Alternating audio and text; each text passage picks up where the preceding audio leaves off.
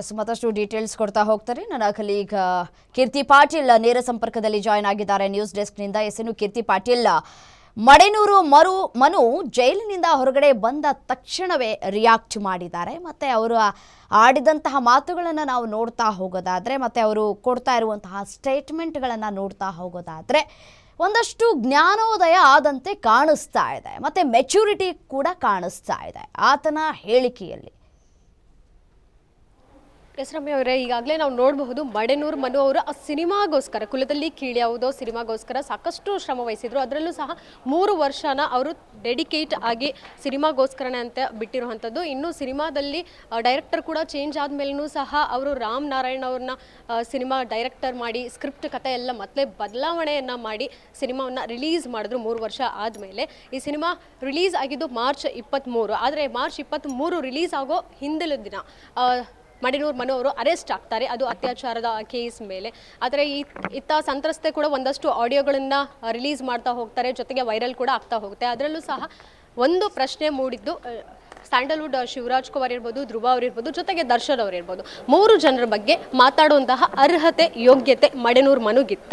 ಈಗ ಇಂಡಸ್ಟ್ರಿಗೆ ಕಾಲಿಟ್ಟಂತಹ ನಟ ಯಾಕೆ ಈ 3 ಜನದ ಬಗ್ಗೆ ಮಾತಾಡಿದ್ರು ಅನ್ನೋಂಥ ಒಂದು ಪ್ರಶ್ನೆ ಇರ್ಬೋದು, ಆಕ್ರೋಶ ಇರ್ಬೋದು, ಅವರ ಅಭಿಮಾನಿಗಳಿಂದ ಹೊರಬಂತು. ಇದಕ್ಕೆ ಸ್ಪಷ್ಟನೆ ಕೊಡಬೇಕಾಗಿದ್ದಂಥದ್ದು ಮಡೆನೂರು ಮನು ಅವರು. ಈ ಕುರಿತು ಅವರ ಪತಿ ಸಹ ಈ ಹಿಂದೆ ಗ್ಯಾರಂಟಿ ನ್ಯೂಸ್ ಜೊತೆಗೆ ಮಾತನಾಡಿದ್ರು, ನನ್ನ ಗಂಡನ ಆಡಿಯೋ ಅದು ಅಲ್ಲವೇ ಅಲ್ಲ, ಯಾರು ಇದನ್ನು ಫೇಕ್ ಮಾಡಿಸಿರೋ ಅಂಥದ್ದು. ಈಗ AI ಕಾಲ, ಹೀಗಾಗಿ ಸಾಕಷ್ಟು ಜನ ಈ ರೀತಿ ಮಾಡಿರ್ತಾರೆ, ನನ್ನ ಗಂಡನ ಆಡಿಯೋ ಅಲ್ಲವೇ ಅಲ್ಲ, ಅವರ ಧ್ವನಿ ಅಲ್ಲ ಅನ್ನೋಂಥದ್ದನ್ನು ಅವರು ಸ್ಪಷ್ಟನೆ ಕೊಟ್ಟಿದ್ರು. ಇದಾದಮೇಲೆ ಈಗ ನಿನ್ನೆ ಅಷ್ಟೇ ಜಾಮೀನು ಮಂಜೂರು ಆದಮೇಲೆ ಇವತ್ತು ಪರಪ್ಪನ ಅಗ್ರಹಾರದಿಂದ ಅದರ ಜೈಲಿಂದ ಹೊರ ಬಂದಾದಮೇಲೆ ಮಡೆನೂರು ಮನು ಅವರು ಮಾಧ್ಯಮಗಳಿಗೆ ಸ್ಪಷ್ಟನೆಯನ್ನು ಕೊಟ್ಟಿರುವಂಥದ್ದು. ಖಂಡಿತವಾಗ್ಲೂ ಆಡಿಯೋ ನಂದಲ್ಲ, ನಾನು ಅವ್ರ ಬಗ್ಗೆ ಮಾತನಾಡೋಕ್ಕೆ ಚಾನ್ಸೇ ಇಲ್ಲ, ಅದ್ರ ಬಗ್ಗೆ ನಾನು ಪ್ರೂಫ್ ಕೂಡ ಕೊಡ್ತೀನಿ, ನನ್ನ ಹತ್ರ ನಾನು ಸಮರ್ಥನೆಯನ್ನು ಮಾಡ್ಕೊಳ್ತೀನಿ ಅನ್ನೋಂಥದ್ದನ್ನು ಅವರು ಹೇಳ್ತಿರುವಂಥದ್ದು. ಅದರಲ್ಲೂ ಸಹ ಶಿವರಾಜ್ ಕುಮಾರ್ ಅವರೊಟ್ಟಿಗೆ ಅವರು ಈ ಹಿಂದೆ ಜೂನಿಯರ್ ಆರ್ಟಿಸ್ಟ್ ಆಗಿ ಒಂದು ಸಿನಿಮಾ ಒಂದರಲ್ಲಿ ಆ್ಯಕ್ಟ್ ಮಾಡಿದ್ರು. ಇದಾದಮೇಲೆ ಕುಲದಲ್ಲಿ ಕೀಳ್ಯಾವುದೋ ಟೈಟಲ್ನ ಕೊಟ್ಟಿದ್ದೆ ಶಿವರಾಜ್ ಕುಮಾರ್, ಹೀಗಾಗಿ ಅವ್ರ ಬಗ್ಗೆ ಮಾತಾಡುವಂತಹ ಅರ್ಹತೆ ನನಗಿಲ್ಲ, ನಾನು ಮಾತನಾಡು ಇಲ್ಲ ಅನ್ನುವಂಥದ್ದು ಹೇಳಿರೋದು. ಜೊತೆಗೆ ಧ್ರುವ ಸರ್ಜಾ ಅವರು ಸಹ ಕುಲದಲ್ಲಿ ಕೀಳ್ಯಾವುದೋ ಸಿನಿಮಾ ಬಂದಾಗ ಆ ಟೈಟಲ್ ಇರ್ಬೋದು, ಪೋಸ್ಟರ್ ಇರ್ಬೋದು, ಸಾಕಷ್ಟು ಬೆಂಬಲವನ್ನು ಕೊಟ್ಟಿರುವಂಥದ್ದು. ಪೋಸ್ಟರ್ನ ರಿಲೀಸ್ ಮಾಡಿ ಕೂಡ ಕೊಟ್ಟಿದ್ರು. ಅದರಲ್ಲೂ ಇದಾದಮೇಲೆ ಹೊಸಬರಿಗೆ ಇಂಡಸ್ಟ್ರಿಗೆ ಬರ್ತಿದ್ದಾರೆ ಅಂತ ಹೇಳಿದಾಗ ದರ್ಶನ್ ಅವರ ಅಭಿಮಾನಿಗಳು ಪ್ರೋತ್ಸಾಹ ಮಾಡೇ ಮಾಡ್ತಾರೆ. ಈ ಕುರಿತು ಸಾಮಾಜಿಕ ಜಾಲತಾಣದಲ್ಲಿ ಸಿನಿಮಾ ರಿಲೀಸ್ ಆದಮೇಲೆ ಮೀಮ್ಸ್ ಇರಬಹುದು, ಒಂದಷ್ಟು ಪಾಸಿಟಿವ್ ಟ್ರಾಲ್ಸ್ ಅಂತ ಹೇಳ್ಬೋದು, ಆ ಕುರಿತು ಪಾಸಿಟಿವ್ ರೆಸ್ಪಾನ್ಸ್ ಆಗಿ ದರ್ಶನ್ ಫ್ಯಾನ್ಸ್ ಕೂಡ ಮಡೆನೂರು ಮನು ಸಿನಿಮಾಗೆ ಪೋಸ್ಟ್ ಮಾಡಿದ್ರು, ಬೆಂಬಲವನ್ನು ನೀಡಿದ್ರು. ಇದಾದ ಮೇಲೆ ಮಡೆನೂರು ಮನು ಅವರ ಕರಿಯರ್ ಎಲ್ಲಿ ಡ್ಯಾಮೇಜ್ ಆಗುತ್ತೇನೋ, ಎಲ್ಲೋ 3 ಜನ ಸೂಪರ್ ಸ್ಟಾರ್ಗಳ ಬಗ್ಗೆ ಮಾತನಾಡಿರೋದ ಮೇಲೆ ಅವರ ಸಿನಿಮಾಗಳಲ್ಲಿರ್ಬೋದು, ಸ್ಯಾಂಡಲ್ವುಡ್ನಲ್ಲಿರ್ಬೋದು, ಇನ್ನು ಫಿಲ್ಮ್ ಚೇಂಬರ್ನಲ್ಲಿ ಒಂದಷ್ಟು ಮಾತುಕತೆ ಚರ್ಚೆ ಕೂಡ ಆಯಿತು, ಬ್ಯಾನ್ ಮಾಡಬೇಕು ಅನ್ನುವಂಥದ್ದು. ಆದರೆ ಬ್ಯಾನ್ ಅನ್ನುವಂತಹ ಪದ ಹೊರತುಪಡಿಸಿ ನಾವು ನಾನ್ ಕೋಆಪರೇಷನ್ ಅನ್ನುವಂಥದ್ದನ್ನು ಮಾಡ್ಬೋದು. ಯಾವುದೇ ನಿರ್ದೇಶಕ, ನಿರ್ಮಾಪಕರು ಸ್ಯಾಂಡಲ್ವುಡ್ನಲ್ಲಿರ್ಬೋದು ಅವಕಾಶಗಳನ್ನು ಕೊಡಕ್ಕೆ ಹೋಗಬೇಡಿ ಮಡೆನೂರು ಮನು ಅವರಿಗೆ. ಯಾಕಂದರೆ ಇಷ್ಟು ಹಗುರವಾಗಿ ಮಾತನಾಡುವಂತಹ ವ್ಯಕ್ತಿಗೆ ಯಾಕೆ ಚಾನ್ಸಸ್ನ ಕೊಡೋಕ್ಕೆ ಹೋಗಬೇಕು ಅನ್ನುವಂಥದ್ದು ಗಾಂಧಿನಗರದಲ್ಲಿ ಒಂದು ಟಾಕ್ ಆಯಿತು. ಇದಾದಮೇಲೆ ಫಿಲ್ಮ್ ಚೇಂಬರ್ ಕೂಡ ನಾನ್ ಕೋಆಪರೇಷನ್ ಅನ್ನುವಂಥದ್ದನ್ನು ಘೋಷಿಸಿತು. ಆದರೆ ಮಡೆನೂರು ಮನು ಅವರು ಈಗ ಹೊರ ಬಂದಾದಮೇಲೆ ಯಾವ ರೀತಿ ಒಂದು ನಿಲುವನ್ನು ತೆಗೆದುಕೊಳ್ತಾರೆ, ಖಂಡಿತವಾಗ್ಲೂ ಅವರಿಗೆ ಜ್ಞಾನೋದಯ ಆಗಿರುವಂಥದ್ದು ಸ್ಪಷ್ಟಪಡಿಸುತ್ತೆ ಆ ಒಂದು ಹೇಳಿಕೆಯಲ್ಲಿ. ಇನ್ನು ಮುಂದೆ ನಾನು ಮಾತನಾಡ್ತಾರೆ, ಯಾರೋ ನನಗೆ ಕಾಲ್ ಮಾಡಿದ್ರು, ಕಾಲ್ ಮಾಡಿದ ನಂತರ ನನಗೆ ಗೊತ್ತಾಯ್ತು ಏನೋ ದೊಡ್ಡ ರೀತಿಯಾಗಿ ಷಡ್ಯಂತ್ರವನ್ನ ಮಾಡ್ತಾ ಇದ್ದಾರೆ ನನ್ನ ವಿರುದ್ಧ ಅಂತ ಹೇಳಿ. ಮತ್ತೆ ಆ ಒಂದು ಆಡಿಯೋ ಬಗ್ಗೆಯೂ ಕೂಡ ಕ್ಲಾರಿಟಿ ಕೊಟ್ಟಿದ್ದಾರೆ, ಅದು ನನ್ನದಲ್ಲ, ನನ್ನ ವಾಯ್ಸ್ ಅಲ್ಲ, ಮತ್ತೆ ಯಾರೋ ಮೆಮಿಕ್ರಿ ಆರ್ಟಿಸ್ಟ್ ಮಾಡಿದ್ದಾರೆ ಅನ್ನುವಂತಹ ಮಾತುಗಳನ್ನು ಆಡ್ತಾರೆ. ದೊಡ್ಡ ಷಡ್ಯಂತ್ರ ಅನ್ನುವಂತಹ ವಿಚಾರವನ್ನ ಕೂಡ ಹೇಳ್ತಾರೆ. ಮತ್ತೆ ನಾನು ಕ್ಲಾರಿಟಿ ಕೊಡೋದಕ್ಕೂ ಕೂಡ ಅದಕ್ಕೆ ಮುಂದಾಗ್ತಾ ಇಲ್ಲ, ಯಾಕೆಂದರೆ ಅವರು ಬಹಳ ದೊಡ್ಡ ವ್ಯಕ್ತಿಗಳು, ಇನ್ನೊಂದಷ್ಟು ಏನೋ ಮಾತಾಡಿ ಇನ್ನೊಂದಷ್ಟು ದೊಡ್ಡ ಮಟ್ಟದಲ್ಲಿ ಆಗೋದು ಬೇಡ ಅನ್ನುವಂತಹ ಮಾತುಗಳನ್ನು ಆಡ್ತಾ ಇದ್ದಾರೆ ಅವರು. ಇನ್ನು ಈ ಒಂದು ಸದ್ಯಕ್ಕೆ ಘಟನೆ ನಡೀತಿದೆ, ಇದರ ಹಿಂದೆ ಒಬ್ಬ ಲೇಡಿ ಡಾನ್ ಇದ್ದಾರೆ ಅನ್ನುವಂಥದ್ದು ಸ್ಪಷ್ಟನೆ ಪಡಿಸುವಂಥದ್ದು. ಯಾಕಂತ ಹೇಳಿದ್ರೆ ಕುಲದಲ್ಲಿ ಕೀಳ್ಯಾವುದೋ ಸಿನಿಮಾ ಒಂದು ಸಕ್ಸಸ್ ಮೀಟ್ ಆದಂತಹ ಸಂದರ್ಭದಲ್ಲಿ ವೀರೇಶ್ ಥಿಯೇಟರ್ನಲ್ಲಿ ಸಕ್ಸಸ್ ಮೀಟ್ ನಡೀತು. ಈ ಸಂದರ್ಭದಲ್ಲಿ ನಿರ್ಮಾಪಕರು ಖುದ್ದು ಒಂದು ಮಾತನ್ನ ಹೇಳ್ತಾರೆ, ಸಂತೋಷ್ ಕುಮಾರ್ ಅವರು. ನನಗೆ ಮೊದಲೇದಾಗಿ ನಯನ ಅವರು, ಕಾಮಿಡಿ ಕಿಲಾಡಿಗಳು ನಯನ ಅವರು ಕಾಲ್ ಮಾಡಿದ್ರು. ಇದಾದ್ಮೇಲೆ ಈ ಘಟನೆ ಒಂದೊಂದಾಗಿ ಎಳೆಯಾಗಿ ಬಿಚ್ಚಿಡ್ತಾ ಹೋದ್ರು.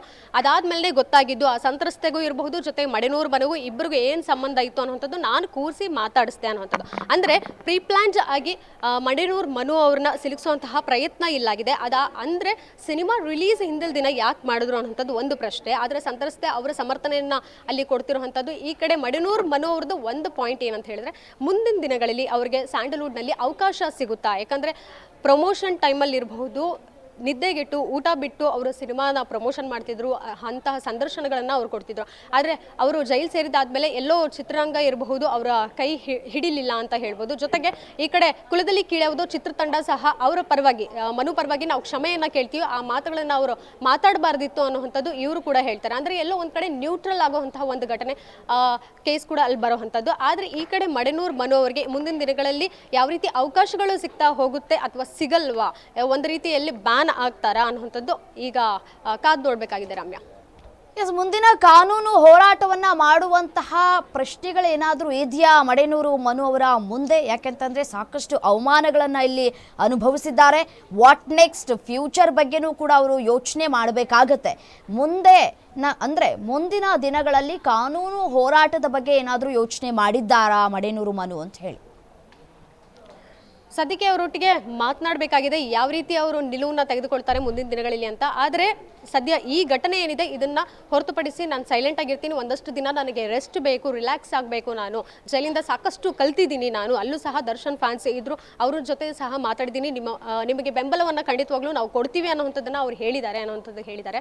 ಜೊತೆಗೆ ಮಡೆನೂರು ಮನು ಅವರು ಸದ್ಯಕ್ಕೆ ಒಂದಷ್ಟು ದಿನಗಳ ಕಾಲ ಈ ಕುರಿತು ಏನು ಯೋಚನೆ ಮಾಡೋದಿಲ್ಲ, ಒಂದಷ್ಟು ನಾನು ರಿಲ್ಯಾಕ್ಸ್ ಮಾಡ್ತೀನಿ, ಸಿನಿಮಾ ಬಗ್ಗೆ ಸಿಕ್ಕಾಪಟ್ಟೆ ಕನ್ಸು ಕಟ್ಟಿದ್ದೆ, ಆದರೆ ಎಲ್ಲವೂ ನುಚ್ಚುನೂರಾಗೋಯಿತು, ಮುಂದಿನ ದಿನ ಏನು ಮಾಡಬೇಕನ್ನುವಂಥದ್ದನ್ನು ನಾನು ಲಾಯರ್ ಜೊತೆ ಮಾತನಾಡಿ ತಿಳಿಸ್ತೀನಿ. ಕಾನೂನು ಹೋರಾಟ ಮಾಡೋದಾದರೆ ಖಂಡಿತವಾಗ್ಲೂ ಪರವಾಗಿ ನನಗೆ ಏನು ಹಠ ಇತ್ತು, ನಾನು ಸಿನಿಮಾ ಗೆಲ್ಲಬೇಕು ಅನ್ನುವಂಥದ್ದು, ಆ ಪರವಾಗಿ ನಾನು ಮಾತನಾಡ್ತೀನಿ ಅನ್ನುವಂಥದ್ದನ್ನು ಸ್ಪಷ್ಟನೆ ಪಡಿಸಿರುವಂಥದ್ದು ರಮ್ಯಾ. ರೈಟ್, ಥ್ಯಾಂಕ್ ಯು ತಮ್ಮೆಲ್ಲ ಮಾಹಿತಿಗಾಗಿ ಕೀರ್ತಿ. ಮಡೆನೂರು ಮನು ಕನ್ನಡದ ಪ್ರಮುಖ ನಟರ ಬಗ್ಗೆ ನಾಲಿಗೆಯನ್ನು ಹರಿಬಿಟ್ಟಿದ್ದಾರೆ. ಅದರಲ್ಲೂ ಡಾಕ್ಟರ್ ಶಿವರಾಜ್ ಕುಮಾರ್, ಇನ್ನೊಂದು